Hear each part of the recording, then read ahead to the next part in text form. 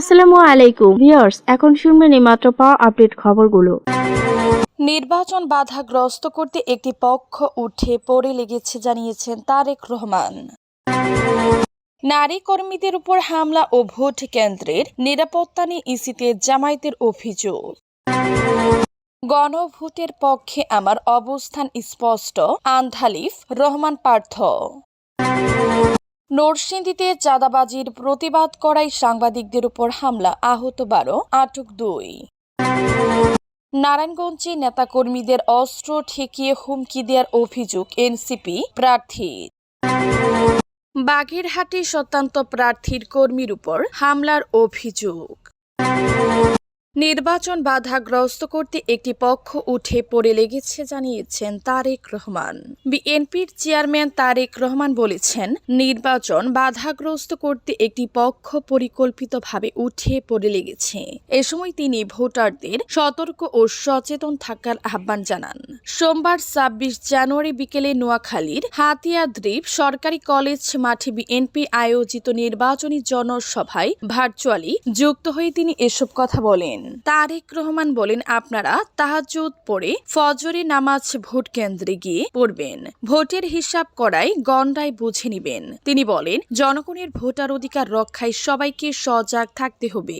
বিএনপির চেয়ারম্যান বলেন, বিএনপি ক্ষমতায় গেলে নোয়াখালীর হাতিয়া উপজেলার প্রধান সমস্যা নদী ভাঙন বন্ধে কার্যকর ব্যবস্থা নেওয়া হবে। টেকসই বেড়িবাঁধ ও ব্লক বাঁধ নির্মাণের মাধ্যমে নদী ভাঙন রোধের পাশাপাশি এলাকার সৌন্দর্য বৃদ্ধি করা হবে। তিনি আরো বলেন, আপনাদের সমস্যাগুলো আমি লিখে রেখেছি, 12 ফেব্রুয়ারি ধানের শীষকে জয়যুক্ত করুন।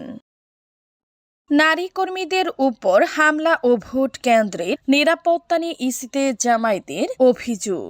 নির্বাচনী কার্যক্রমে অংশগ্রহণকারী নারী কর্মীদের উপর হামলা, হেনস্থা, পাশাপাশি ভোট কেন্দ্রের নিরাপত্তা ও সিসি ক্যামেরা স্থাপন নিয়ে নির্বাচন কমিশনের ইসির কাছে উদ্বেগ জানিয়েছে বাংলাদেশ জামায়াতে ইসলামী। সোমবার ২৬ জানুয়ারি প্রধান নির্বাচন কমিশনের সিইসির সঙ্গে সাক্ষাৎ শেষে দলটির পক্ষ থেকে এসব তথ্য জানানো হয়। ইসির সঙ্গে বৈঠকে জামায়াতের প্রতিনিধি দলে ছিলেন মাওলানা আব্দুল হামিদ, সরকারি সেক্রেটারি জেনারেল অ্যাডভোকেট এহসানুল মাহবুব জুবায়ের, সহকারী সেক্রেটারি জেনারেল ও কেন্দ্রীয় প্রচার ও মিডিয়া বিভাগের প্রধান ডক্টর খম কবিরুল ইসলাম, সাবেক সচিব ও আরও একজন কেন্দ্রীয় নেতা। তিনি আরো বলেন, অনেক নারী কর্মীর মোবাইল ফোন ছিনিয়ে নেওয়া হয়েছে। নারীদের রাজনীতিতে সক্রিয় অংশগ্রহণ একটি ইতিবাচক দিক হলেও একটি নির্দিষ্ট দলের পক্ষ থেকে যে আচরণ করা হচ্ছে তা অত্যন্ত উদ্বেগজনক। গণভোটের পক্ষে আমার অবস্থান স্পষ্ট জানিয়েছেন আনথালিফ রহমান পার্থ।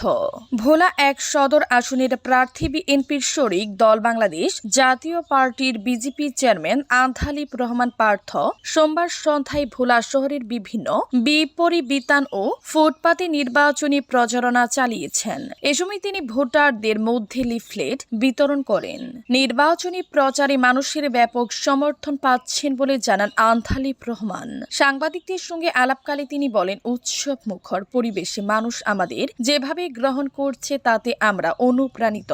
আমি মাঠে এসে বুঝতে পারছি ভোলার মানুষ আমাকে ব্যাপকভাবে সাড়া দিচ্ছে। যেদিন থেকে এসেছি মানুষের ভালোবাসা পাচ্ছি। এ সময় গণভোট নিয়ে নিজের অবস্থানও স্পষ্ট করেন বিজেপির চেয়ারম্যান। তিনি বলেন, আমি গণভোটের পক্ষে। জুলাই সনদ ও জুলাই অভ্যুত্থানকে আমি অত্যন্ত সম্মান করি। গণভোটের পক্ষে থাকা আমার অবস্থান স্পষ্ট। প্রচারে ভোলার উন্নয়নে বিভিন্ন প্রতিশ্রুতি দিচ্ছেন আনথালিফ রহমান পার্থ।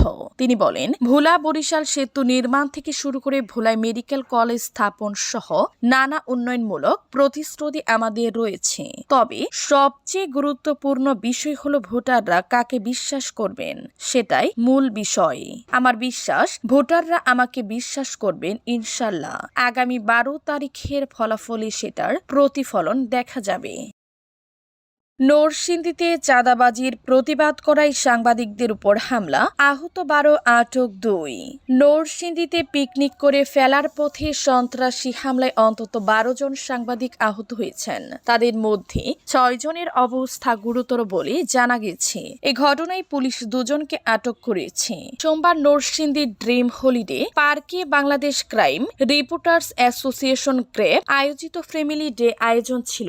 অনুষ্ঠান শেষে সন্ধ্যায় বাসে করে ঢাকায় ফেরার পথে এ ঘটনা ঘটে। প্রত্যক্ষদর্শী ও পুলিশ সূত্রে জানা যায়, ড্রিম হলিডে পার্কের সামনে বাসটি সাময়িকভাবে রাস্তার পাশে দাঁড় করানো হলে স্থানীয় একজন সন্ত্রাসী চাঁদা দাবি করে।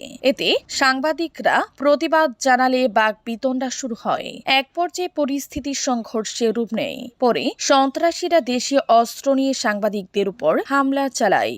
হামলায় মুহাম্মদ শাহিদ, মহসিন, শাখাওয়াত, কাউসার সহ অন্তত 12 জন সাংবাদিক আহত হন। নরসিংদীর পুলিশ সুপার মোহাম্মদ আব্দুল আল ফারুক সাংবাদিকদের বলেন, ঘটনার খবর পেয়ে পুলিশ দ্রুত ঘটনাস্থলে পৌঁছে 2 জনকে আটক করে থানায় নিয়ে যায়। হামলার সঙ্গে জড়িত অন্যদের শনাক্ত করে আটকের চেষ্টা চলছে। এই ঘটনার তীব্র নিন্দা জানিয়েছে বাংলাদেশ ক্রাইম রিপোর্টার্স অ্যাসোসিয়েশনের কার্যনির্বাহী কমিটি।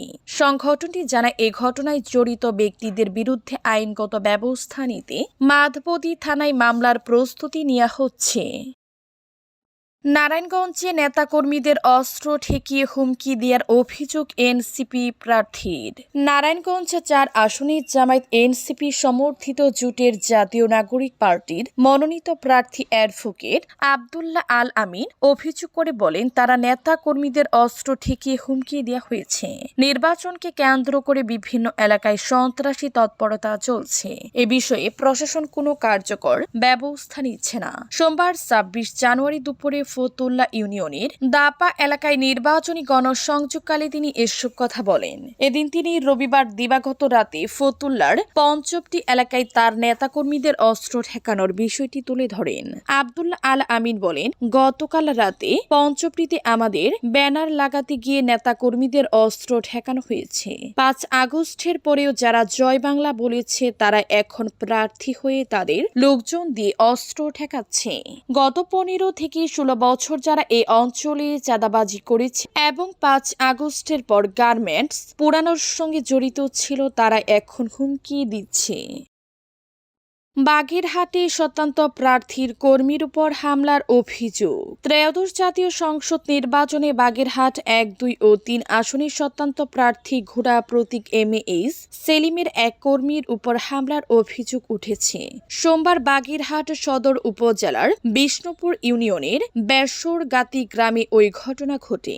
আহত আলমগীর কাজীর 48, বাড়ি বেসরগাতি গ্রামে। তাকে বাগেরহাট জেলা হাসপাতালে ভর্তি করা হয়েছে। খবর পেয়ে সোমবার দুপুরে স্বতন্ত্র প্রার্থী MAS সেলিম তাকে দেখতে বাগেরহাট জেলা হাসপাতালে যান। কর্মীর উপর হামলার ঘটনা নিন্দা জানিয়ে সেলিম বলেন, নির্বাচন হবে উৎসব মুখর, যার যাকে পছন্দ হবে সে তার জন্য কাজ করবে, ভোট চাইবে। এমন হলে তা নির্বাচনের পরিবেশকে নষ্ট করবে। নির্বাচনে সবার জন্য যেন সবার স্থানের পরিবেশ থাকে, কমিশনকে তা নিশ্চিত করতে